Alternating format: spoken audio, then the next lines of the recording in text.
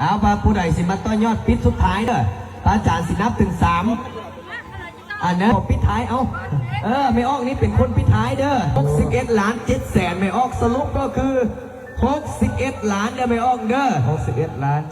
790 พันกีบพระอาจารย์ขอต่อยอดเพิ่มอีกเป็นพระอาจารย์ขอต่อยอดอีก30 ล้าน30 ล้านบวกเป็น91 ล้านเขาต้องให้เป็น100 ล้านกีบเอาซาธุสรุปก็คือปัจจัยที่จะเอาที่พระอาจารย์ใช้เวลา10 นาที100 ล้านกีบ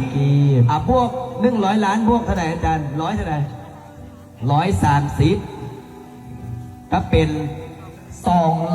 230 ล้านกีบอนุโมทนาสาธุบุญพร้อมกันสาธุวันนี้มื้อวันที่12 เดือน 12 ปี 2025เนาะพระอาจารย์ก็ได้เดินทางมาเบิ้งสถานที่ปฏิบัติศีลปฏิบัติธรรมพระอาจารย์ก็ได้มาเห็นถ่ายไว้รอเบิ้งอีกประมาณ2 เดือน 3 เดือนหรือว่าอีก1 ปีเฮามาเบิ้งว่าสถานที่นี้จะเปลี่ยนไปบ่